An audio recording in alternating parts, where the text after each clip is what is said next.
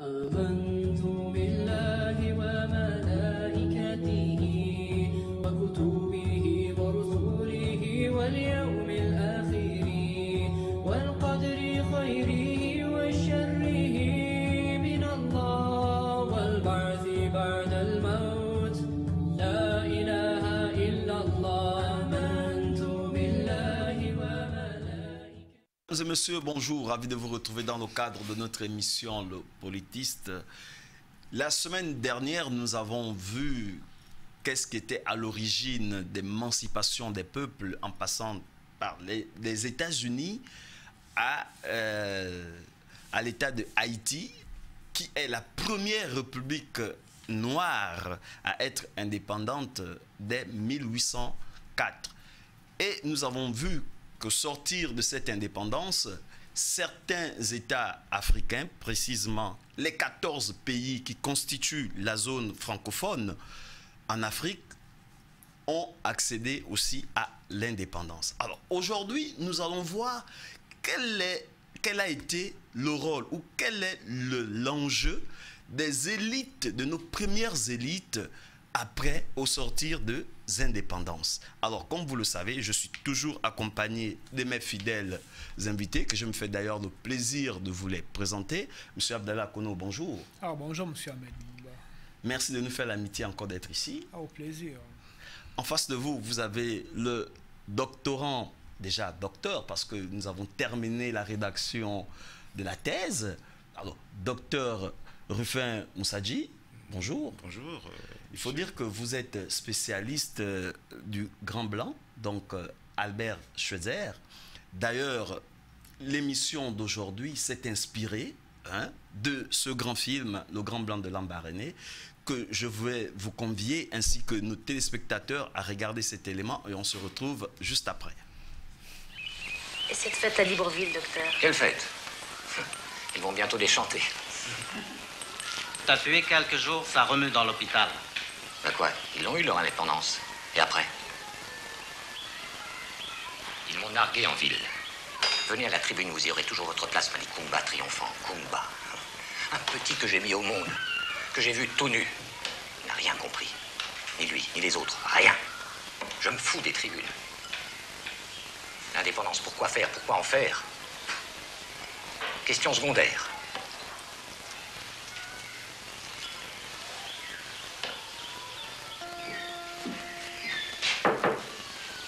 Docteur Schweitzer? Oh, c'est gentil de me rendre visite, petit Kumba.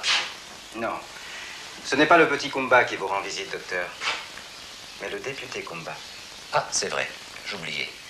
La difficulté n'était pas immense, vous n'aviez pas d'adversaire. Je suis populaire dans la région.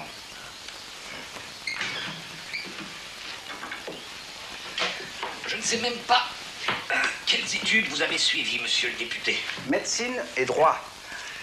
Mais je n'exerce pas ma médecine.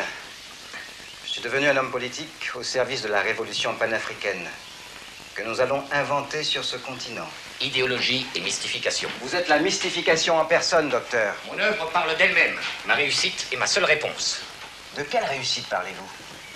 Celle d'empêcher les hommes de ce pays de s'émanciper? Vous raisonnez en intellectuel. Il serait plus urgent de développer le travail manuel et l'agriculture. Vous n'avez guère évolué, docteur. Vous radotez. Je suis venu prendre rendez-vous entre votre personnel africain et vous. Ici, c'est l'hôpital Albert Schweitzer. Et le personnel, c'est mon affaire, pas la vôtre. En attendant, vous allez organiser cette réunion.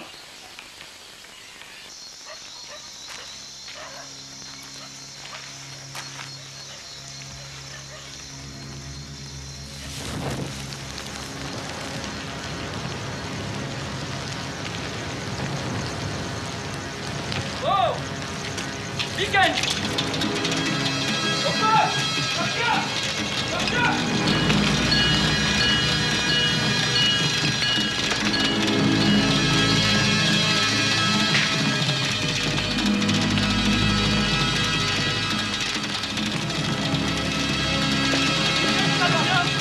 Venez éteindre ce feu!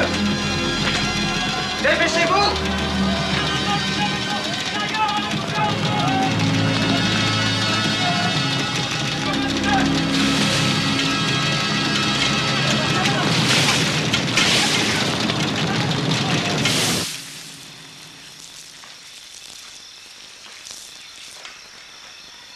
C'est l'indépendance ou la haine des Blancs? Les Gandhi croient à la révolution permanente. La révolution? Brûler les hôpitaux? Je donnerai des ordres pour reconstruire. Je rebâtirai moi-même. Toujours aussi orgueilleux. J'ai pas le temps de discuter, docteur. J'ai mon fils malade. Indépendance?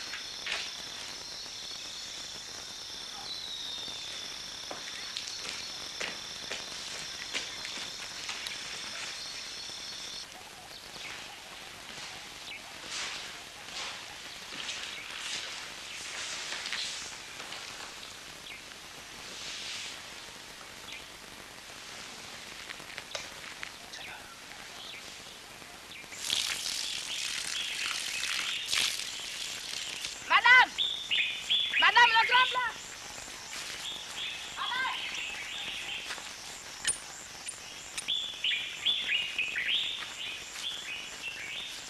Mado? Docteur.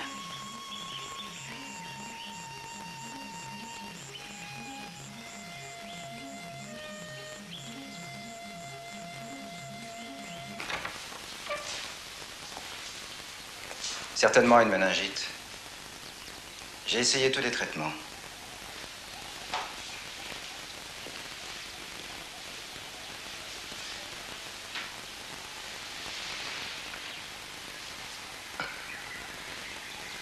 Ta bouche.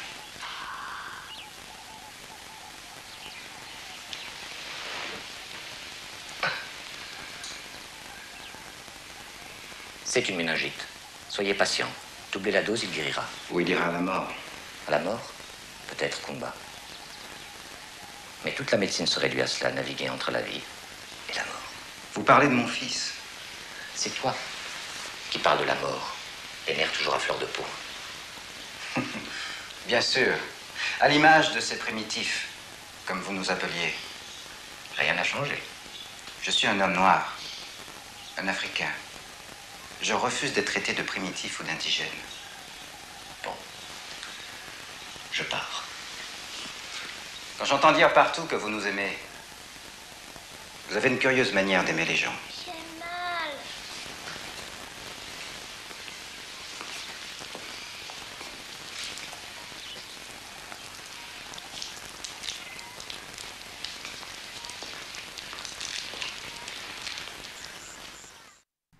Monsieur Moussadji, je vous ai vu regarder cet élément avec beaucoup d'attention.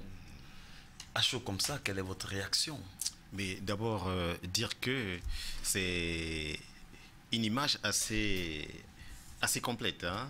Assez complète de Schweitzer qui est restituée à travers l'accoutrement, à travers son casque, qu'on disait casque colonial, et à travers sa manière.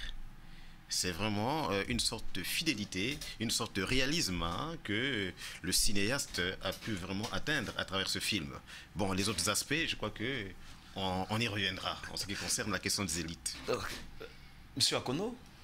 Ici, le film donc, sur le Grand Blanc de Lambaréné nous permet en fait de plonger dans le contexte qui a prévalu au moment des indépendances et nous révèle en quelque sorte les attentes des populations et les limites de ces populations qui ont souhaité être libres, dépendre, obtenir le droit de disposer d'elles-mêmes, mais cette population-là est confrontée à certaines difficultés d'ordre pratique.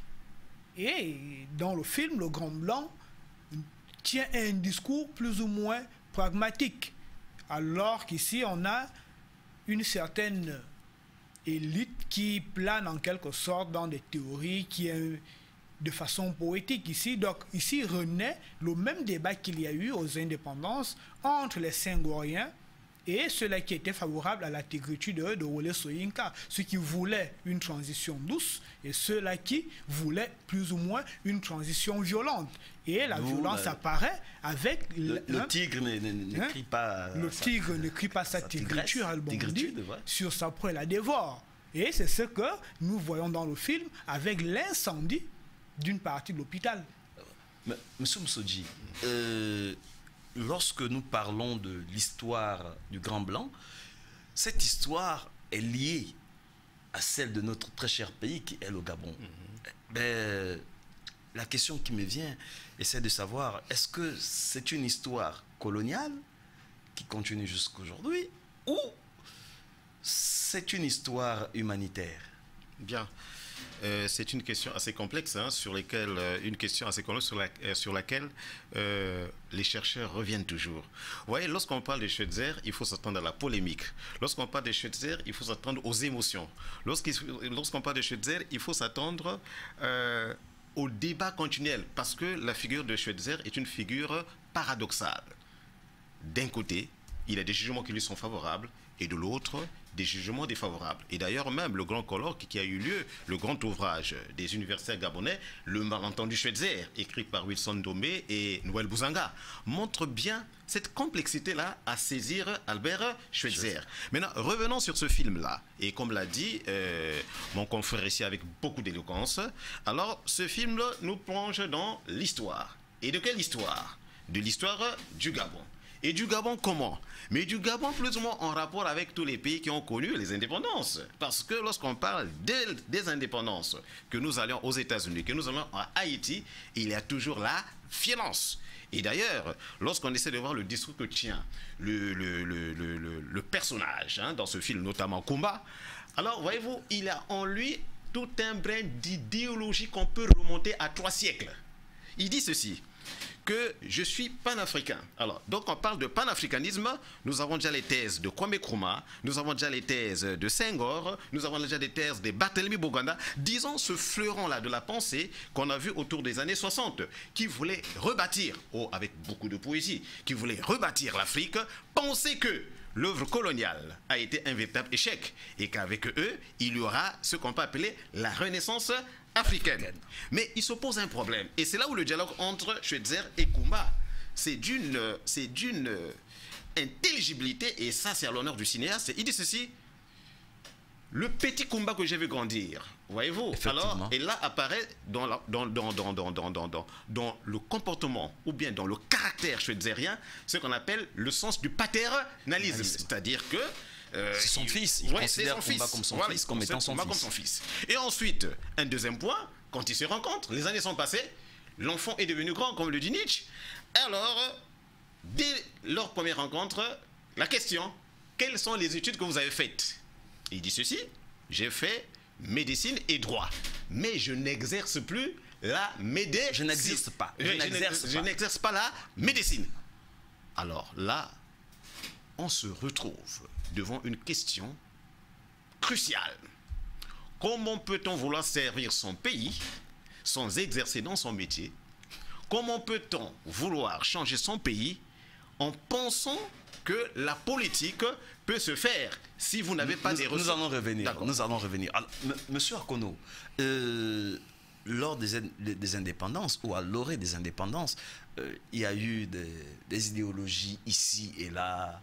Il y a eu le communisme, le marxiste, et nous avons même vu, nous étions dans la période bipolaire, telle que nous l'avons connue dans nos parcours académiques. Alors, quelle était l'idée ou les idéologies qui ont influencé certaines élites africaines? Bon, ici, il faut comprendre que les indépendances s'inscrivent dans un contexte international. Si nous aboutissons au débat des indépendances, ce n'est pas parce que les Africains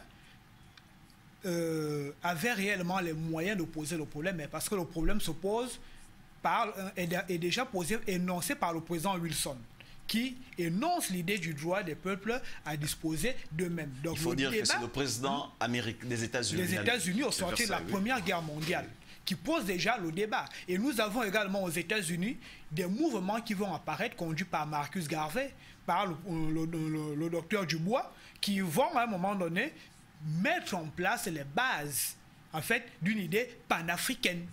Et à l'image également du sionisme, qui voulait que les Juifs retournent, certaines idées commençaient à naître au sein de cette élite américaine, qu'il fallait afro-américain, qu'il fallait un retour aux sources. Donc Marcus Garvey, le docteur Dubois, ont mené également cette ce combat. Et Kwame Nkrumah, qui est entré en contact avec les œuvres de Garvey et de Dubois, il a été aux États-Unis, il a rencontré. Donc il l'a rencontré, il a été en contact avec ces maîtres de la pensée panafricaniste ou de la pensée afro-américaine, qui à un moment donné s'est approprié, il s'est approprié le débat et l'a exporté progressivement en Afrique. Sur le continent. Sur le continent. Et au sortir de la Deuxième Guerre mondiale, il y a une élite africaine qui est là, qui se met progressivement en place. Dans les colonies francophones, il y a des mouvements de regroupement d'étudiants qui se positionnent, qui mènent le débat. Vous avez également... Vous avez également les mouvements, les syndicalistes, tels que Sékou Touré, qui n'était pas un grand homme de lettres, mais qui fut un grand syndicaliste.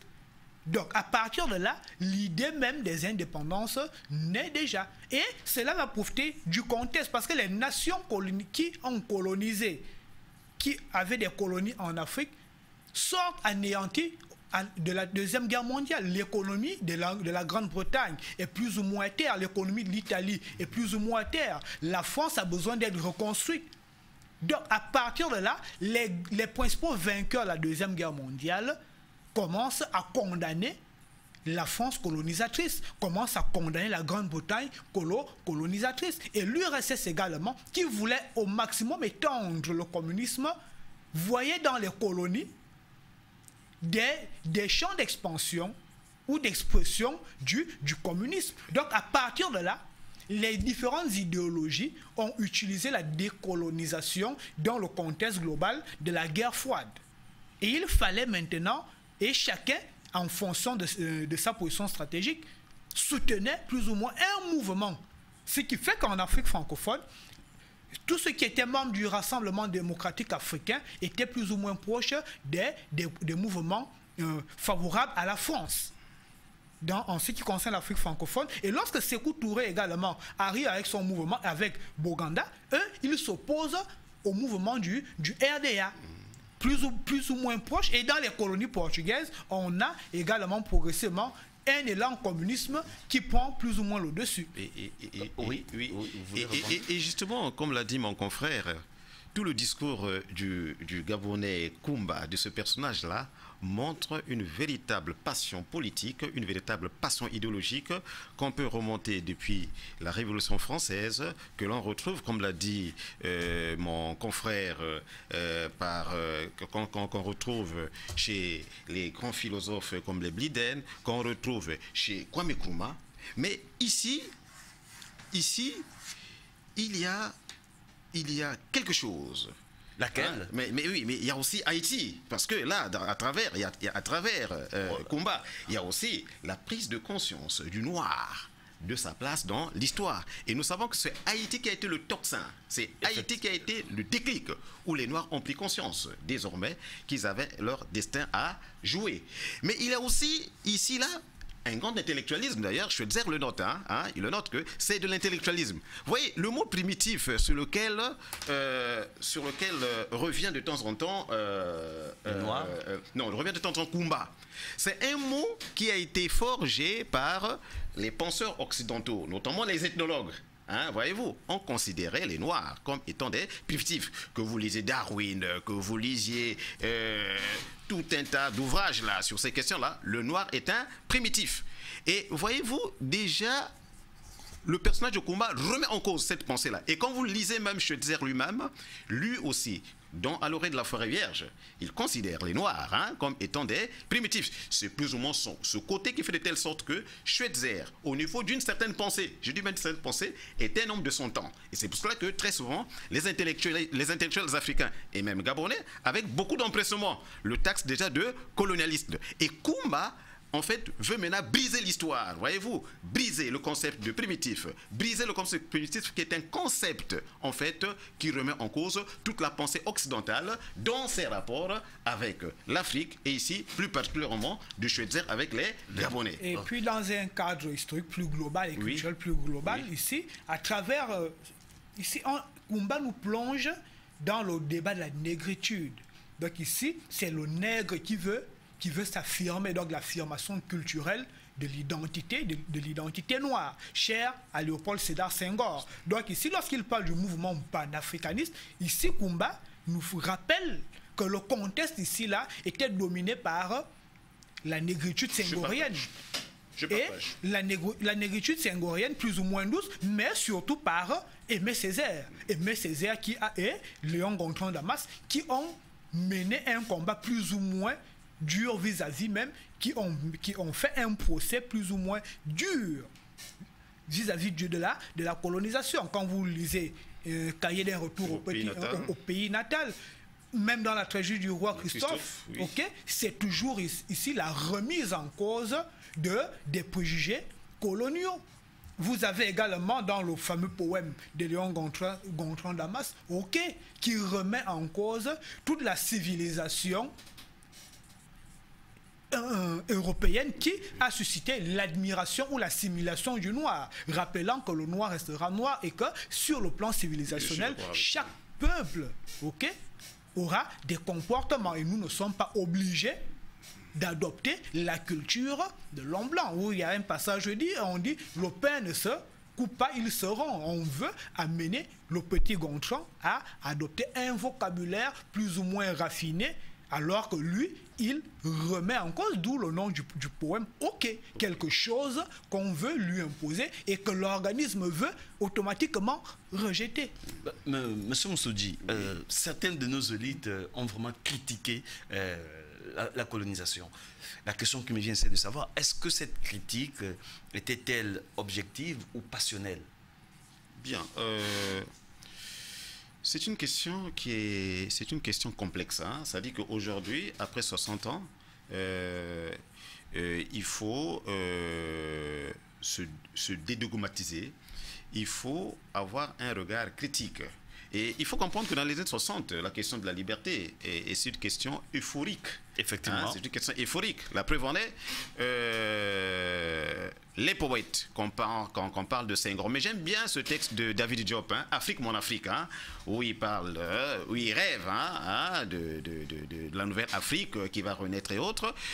J'aime aussi, au lieu de citer les écrivains, je crois que ce sont les musiciens qui ont mieux matérialisé cet esprit de l'indépendance, son aspect euphorique. Vous avez la chanson Indépendance Tcha-Tcha de Calais. Et nous avons. C'est même dans le film. C'est même dans le film, Indépendance Calais, l'indépendance Tcha-Tcha. Et d'ailleurs, dont parle Chika Outamsi dans son grand livre Le Bal de Ndinga, où il parle de l'indépendance qui était. Mais nous avons un contemporain, Tiken Jah Fakoly aussi, qui vraiment. Voilà. Mais un seul a commencé par s'interroger sur cette indépendance, c'est le musicien congolais qu'on appelle Franklin Boukaka. D'ailleurs, Alain Foka a organisé une émission sur lui où il y a ce clip où il dit Africa, Africa, c'est un morceau que j'ai pas connu. Par rapport à Calais, il pose une question après. Il se dit, mais nous avons eu l'indépendance. Le blanc s'en est allé. Mais quand nous allons rester nous-mêmes, que ferons-nous réellement? Ça veut dire qu'il c'est le but de notre émission aujourd'hui. Et c'est là où commence le vrai problème. Et c'est là où revient le grand problème que vous avez posé, en parlant bien sûr de Césaire, lorsqu'il écrit la tragédie du roi Christophe. Le noir est arrivé au pouvoir. C'est vrai, le blanc n'est plus là. Mais quel sera désormais l'exercice du pouvoir du noir vis-à-vis du noir? Quel sera l'exercice du pouvoir vis-à-vis du blanc qui apparemment est parti? La même question se pose encore, toujours on revient sur Schweitzer, dans une saison au Congo. Avec bien sûr la grande crise que va connaître le Congo sous Emery Patrice Lumumba. Finalement, quel genre de dépendance allons-nous avoir? Est-ce que nous en sommes prêts? Est-ce que nous en avons les moyens? Et ça revient dans ce film-là, dans le discours ou dans l'échange entre Koumba et Albert Schweitzer. Et je vous assure que c'est majestueux, c'est fantastique. L'échange entre Schweitzer et Koumba, je vous assure que... Non, nous invitons beaucoup de nos téléspectateurs à regarder ce film qui est vraiment d'une portée historique. Maintenant, Schweitzer dit ceci, l'indépendance. Et là, il répond à une partie de l'opinion française qui considérait que nous n'étions pas prêts. Et d'ailleurs, un Français l'avait déjà dit, l'Afrique noire est mal partie. Mais pourquoi? Mais parce que quels étaient nos moyens? Quels étaient nos cadres?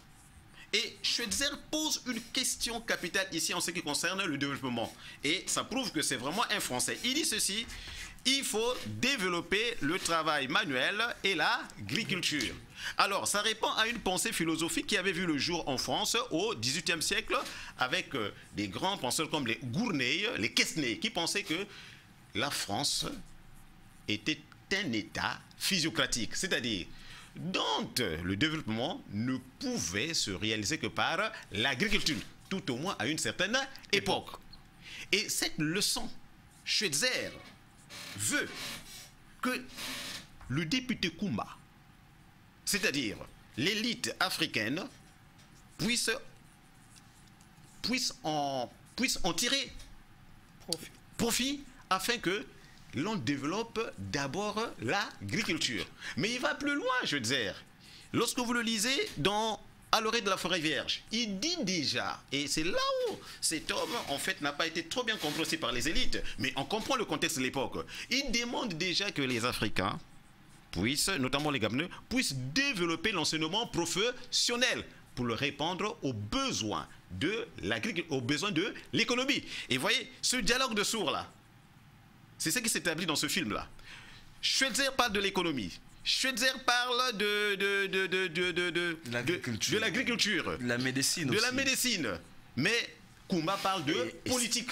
Effectivement. Donc vous voyez, il y a un dialogue de sourds. Tandis que l'un est pragmatique, l'autre est plus ou moins dans l'euphorie. Idéaliste. Mais justement, ça fait penser un peu à ce tableau de philosophie où on voit Aristote et Platon, tandis que dans le mythe de la caverne, tandis que Aristote regarde le concret et Platon, lui, il est dans les nuées. Et c'est exactement ça. Et ça, c'est une réussite de ce film-là. Mais la question s'adresse à vous deux. Hein. Oui. Essayez de savoir. Mais comment se fait-il que certaines élites, hein, vous avez essayé d'effleurer cette question, donner quelques éléments de réponse, certaines élites n'ont jamais ou n'exercent pas le domaine dans lequel elles ont été formées, mais dès qu'elles arrivent dans leur pays, c'est vraiment la politique qui les intéresse, le domaine politique qui les intéresse.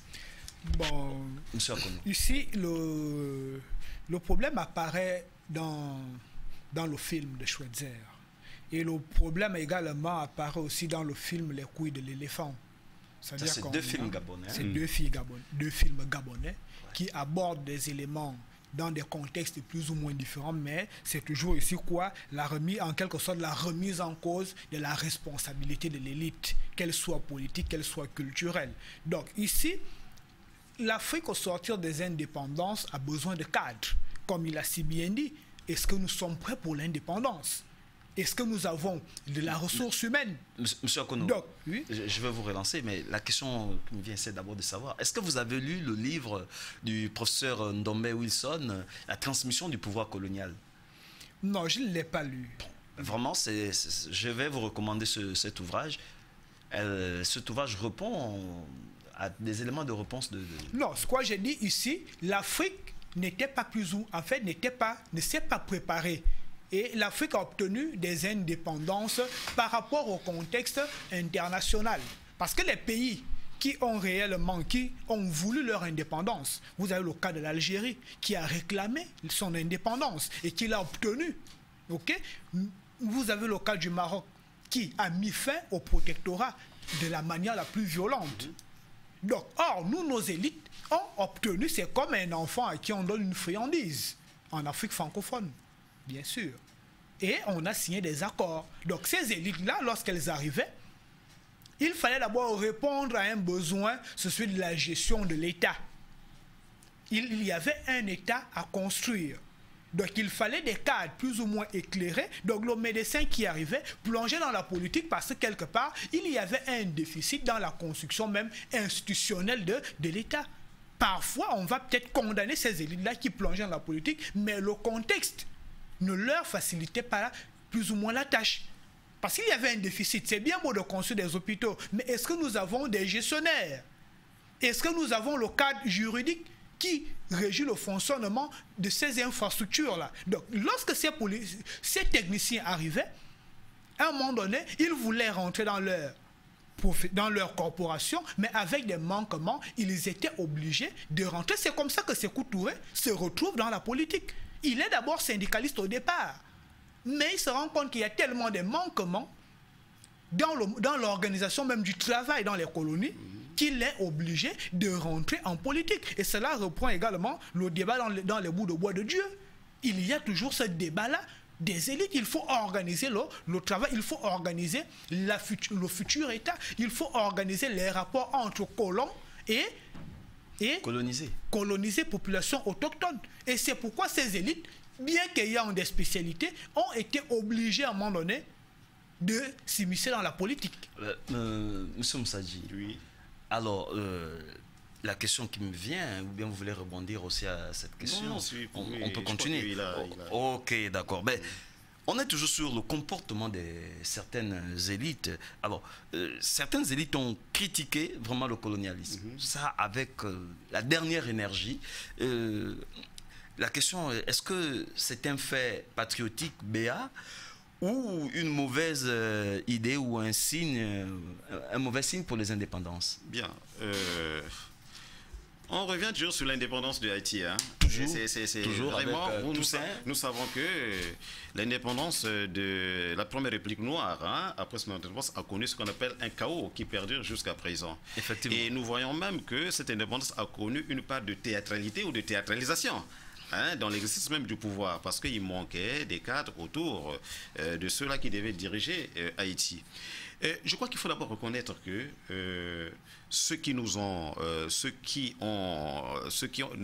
nos élites, c'était vraiment des patriotes. Ça, il faut le reconnaître, parce que il faut vivre l'humiliation africaine pendant près de 2 siècles pour se rendre compte pourquoi ces hommes, à un moment donné, étaient si euphoriques, parce qu'ils aspiraient à la liberté. Regardez par exemple ce petit film-là, le film d'Alex Haley sur lorsque Kunta Kinte, lorsque ses descendants vivent maintenant dans une Amérique où il y a la liberté. Vous voyez, c'était comme si vraiment ils avaient atteint le paradis. Non, il y a vraiment le patriotisme. Maintenant, le grand problème, hein, il est d'ordre, le problème, il est à la fois philosophique, il est à la fois culturel. Et je pense que les penseurs africains se sont attelés à ces questions-là. Vous avez François Fanon dans Peau noire, masque blanc, mais il y a un livre très intéressant d'Albert Memmi, Le portrait du colonisé. Mais qu'est-ce que le colonisé?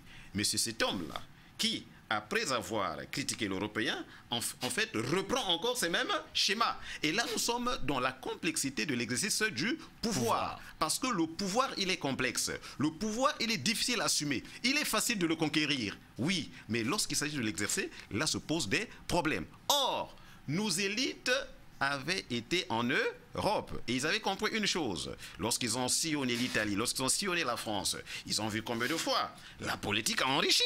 Hein? Nous savons sous Louis XIV que tout ce qui était à la cour finissait par avoir des titres de barons et construit des grands châteaux. Et nombreux, quand ils sont arrivés au pouvoir, ils ont pensé qu'il fallait reproduire plus ou moins ce qu'ils avaient vu ailleurs, au-delà du discours qui était un discours révolutionnaire, mais ils étaient rattrapés par la réalité. Mais non, revenons-en au métier.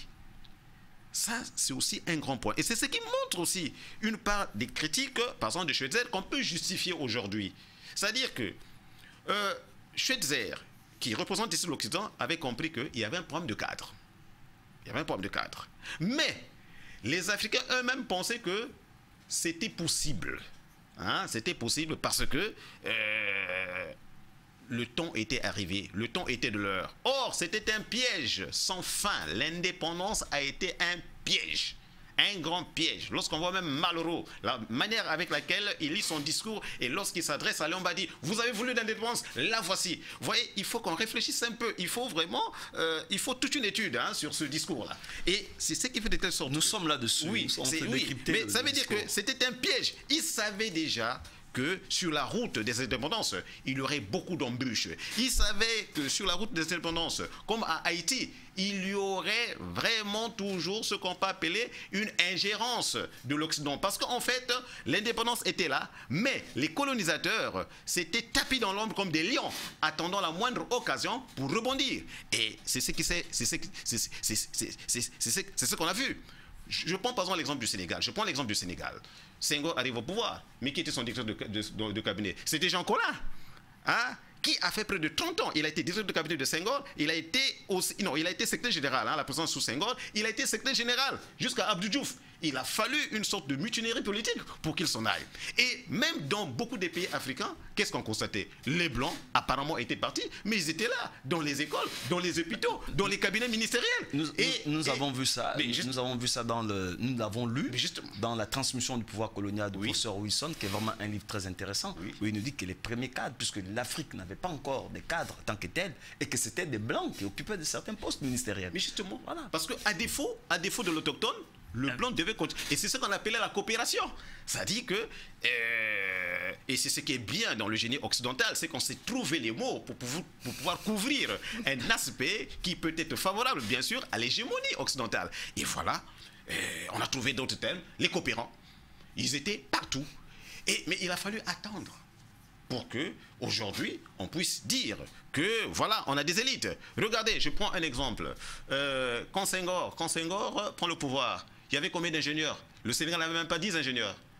Quand on revient dans le cas du Gabon, les premiers cadres, les Malékou, lorsqu'ils vont avoir les diplômes dans les universités, ou encore les Ovonongema, mais il a fallu du temps.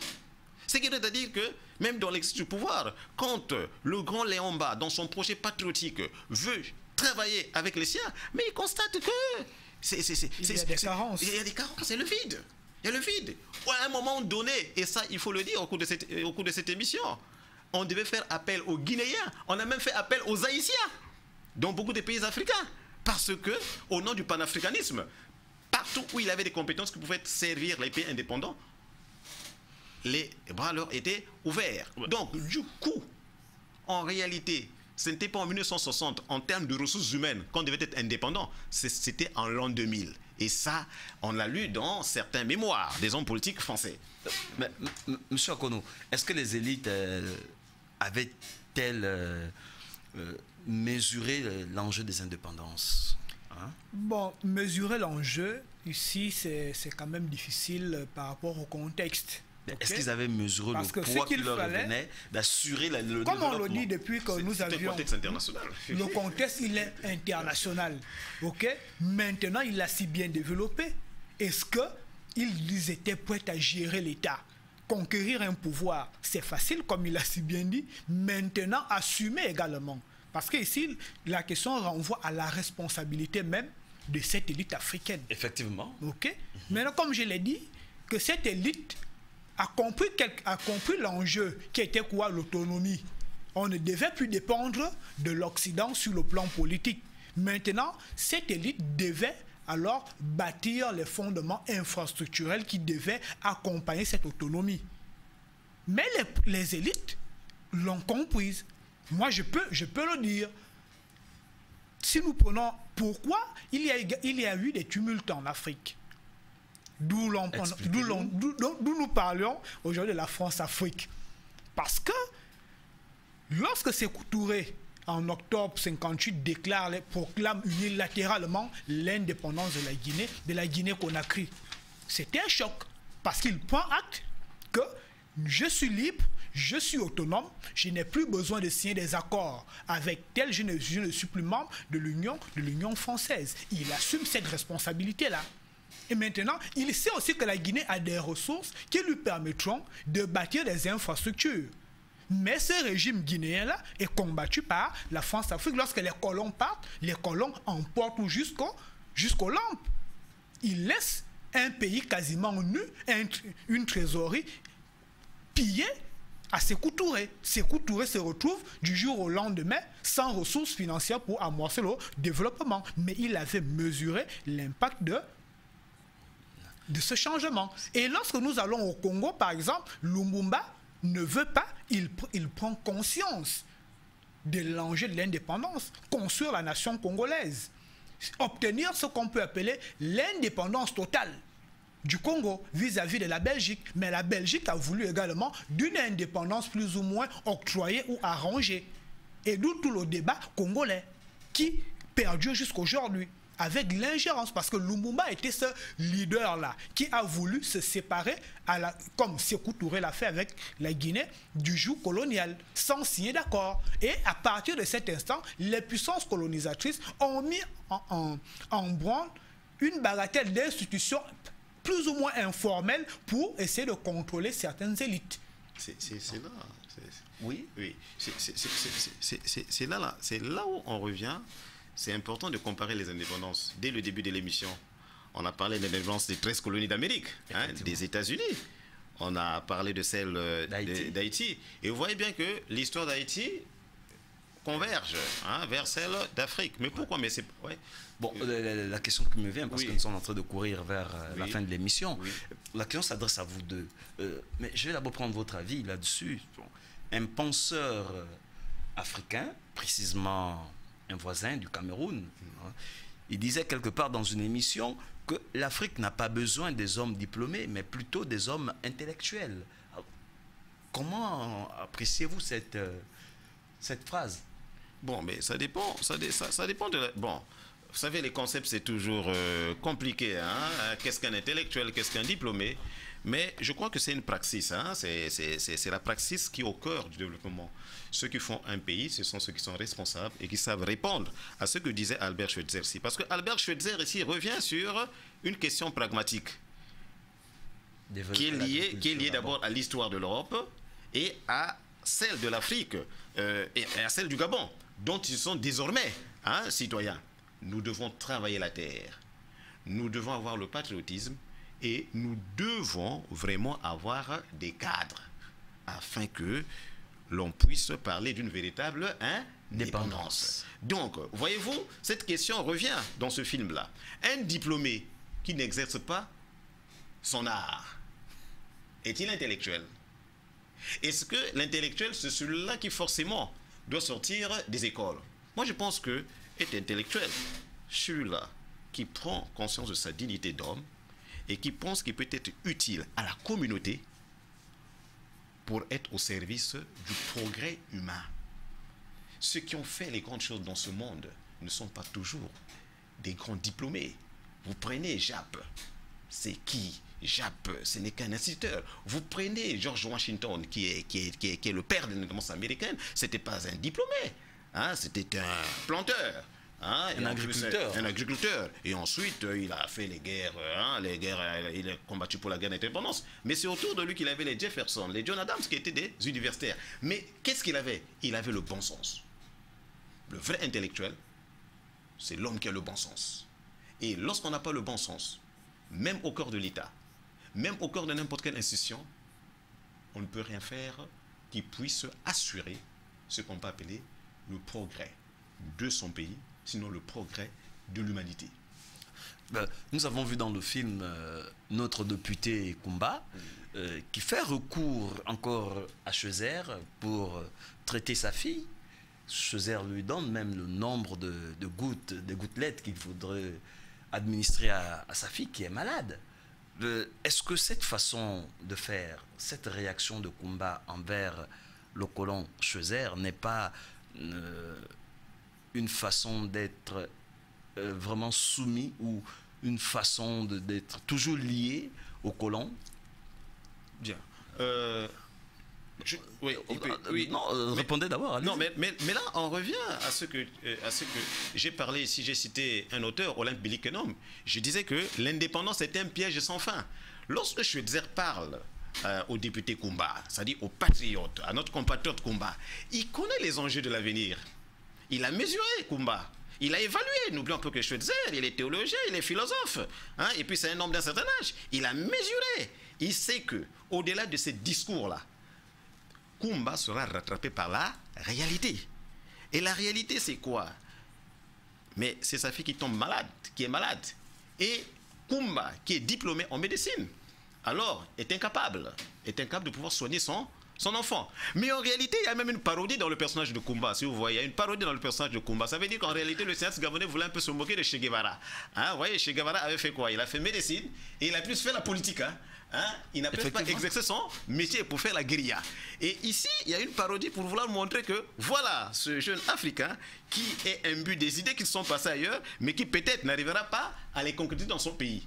Et ce qui remet à dire que lorsqu'il vient, ici, la maladie de la fille du député Koumba n'est qu'un symbole de tout le Gabon, sur le plan économique, sur le plan social. Ça veut dire que... Toute l'Afrique. Toute l'Afrique, ça veut dire que cette fille malade-là, c'est l'Afrique qui est malade. Et que les Africains eux-mêmes, ayant accédé au pouvoir, ne peuvent pas du tout soigner et remettre debout. Donc, s'ils sont incapables, ils vont donc faire appel aux Blancs. Donc, quand Schweitzer vient soigner la fille du député Koumba, c'est tout l'Occident, c'est tout le savoir technologique occidental qui revient à la rescousse, bien sûr, de l'Afrique. Et cela va engendrer tout ce que nous connaissons. C'est-à-dire, il y aura des choses qui seront positives, mais il y aura ce qu'on appellera plus tard aussi la France-Afrique, avec tous les remous que nous connaissons autour de ce concept. Monsieur Akono, est-ce que ce film-là ne met pas ou ne remet pas en évidence l'incompétence de nos élites ou de notre élite africaine? Non, je ne parlerai pas de l'incompétence de nos élites, Oui. mais comme on l'a si bien développé, en fait, même des enjeux des indépendances. C'est-à-dire qu'ici, l'élite africaine, après les indépendances, a été rattrapée par la réalité. C'est-à-dire qu'ici, il y a une certaine incapacité à se prendre en charge. Et on adopte un comportement plus ou moins infantile, où on a toujours besoin de la présence paternelle ou de la présence maternelle. Donc ici, c'est l'Afrique qui a accédé à une certaine autonomie. C'est comme un oisillon qui prend son envol, mais qui a du mal, à se prendre en charge et est contraint de recourir à la fratrie ou bien au nid maternel. Donc à travers ce film-là, on a tout un conglomérat de situations. Déjà, il y a un discours anticolonialiste qui est mené. Il y a même l'humanisme de Schweitzer qui est souvent remis en cause dans une séquence qu'on n'a pas vue, où l'on dit à Schweitzer que non, vous êtes venu partager l'enfer des Africains dans le but d'obtenir le paradis et la célébrité. Le prix Nobel. Hein? Donc son prix Nobel a été contesté. Que s'il serait resté chez lui en Alsace, il n'aurait jamais eu ce prix Nobel. Ce qui est peut-être une erreur, hein? C'est très discutable. Hein? Non, c'était... Mais je vous comprends, en tant que spécialiste. On pensait comme ça, que c'est en partageant la misère africaine qu'il est devenu le grand Schweitzer. Donc il y a ce débat-là, ce paternalisme-là, qui renaît. Donc l'Africain a du mal à marcher, à faire ses premiers pas. Et du coup, on retourne vers l'ancienne métropole. Donc la dépendance africaine vis-à-vis de l'Occident. Et nous sommes aujourd'hui inclus dans des programmes d'aide, etc., des prêts. Oui. Et l'Afrique ne sort pas. Bon, en vous entendant parler, nous sommes en train d'aller vers la fin de l'émission. En vous entendant parler, nous avons l'impression que beaucoup de nos compatriotes n'ont pas vraiment compris le personnage de Schweitzer. Je m'adresse un peu à vous, qui êtes spécialiste de ce grand personnage, ce blanc. Bon. Alors, quelle leçon ce dernier a-t-il voulu laisser à la jeune génération que nous sommes, aux Gabonais? Parce que là, on parle même un peu du Gabon. Oui, je crois que d'abord, c'est un peu par erreur qu'on dit que Schweitzer, sans le Gabon, ne serait pas grand. Parce que Schweitzer est diplômé, c'est un Alsacien qui avait 3 doctorats, voyez-vous, il avait un doctorat en philo, un doctorat en théologie, et puis un des grands musicologues de son temps. C'est-à-dire que c'est ce qui fait que quand il décide de venir en Afrique, on constate que c'est une perte pour l'Europe. Bon, Dieu merci, les voies de Dieu sont insondables. Mais Schweitzer est un grand homme, parce qu'il nous a donné un héritage. Vous voyez ce qu'il dit dans le film, là? Brûler les hôpitaux? Vous voyez? Pourquoi? Mais parce que Schweitzer a en lui près de 3 siècles d'histoire. Il dit que non, vous commettez les mêmes erreurs qu'avaient commis les révolutionnaires français lorsqu'ils ont commencé à saccager, brûler les châteaux. Si vous brûlez cet hôpital-là, mais vous allez le regretter. Leçon d'un homme qui connaissait l'histoire et plus ou moins aussi les faiblesses des hommes qui font les révolutions en tant que philosophe. Deuxième leçon, et là c'est le chrétien. Voyez-vous, il a subi tous les assauts, toutes les critiques de Koumba. Mais, voyez-vous, il pardonne. Là, nous avons le chrétien. Ensuite, c'est le grand médecin qui répond au sermon d'Hippocrate. Au-delà des conflits avec Kumba, il n'hésite pas à répondre à l'appel de sa fille qui est malade parce que l'être humain est sacré. Et nous savons que Schweitzer est le théoricien du respect de la vie. Et qu'est-ce qu'il fait encore, cette grandeur-là, de cet homme qui décide finalement d'être gabonais? Il demande à Kumba d'organiser ses funérailles. Comme pour dire que, certes, vous pouvez penser que je suis alsacien, mais je l'ai dit, je suis gabonais. Et puis, dès le début du film, il avait dit que mon fils, voyez-vous, ce système affectif. Donc, voyez-vous, il relie les fibres qui étaient plus ou moins disloquées pour recréer une nouvelle famille. Et voyez-vous le pont où ils vont marcher ensemble est même symbolique. Ça montre quoi? Ça montre l'unité de deux mondes qui désormais doivent aller ensemble. Schweitzer et Lambaréné doivent former un seul monde. Schweitzer et Kumba doivent faire une même famille. Schweitzer et le Gabon, c'est un. Et le Gabon et l'Occident, ça sera toujours la même humanité. Mesdames et messieurs, très belle conclusion de la part de monsieur Moussoudji.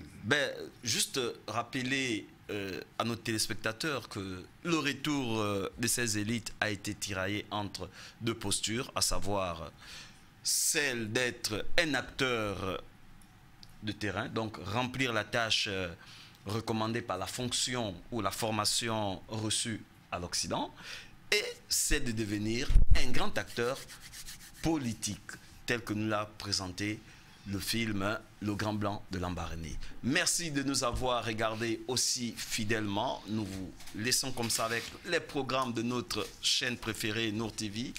Sachez qu'à la rédaction, c'est l'homme au doigt d'or, Ulrich Boissa Abdourazak. Nous vous souhaitons un excellent week-end. Bon début de semaine à vous, Inch'Allah. Salamu alaikum wa rahmatullahi wa barakatuh. آمنت بالله وملائكته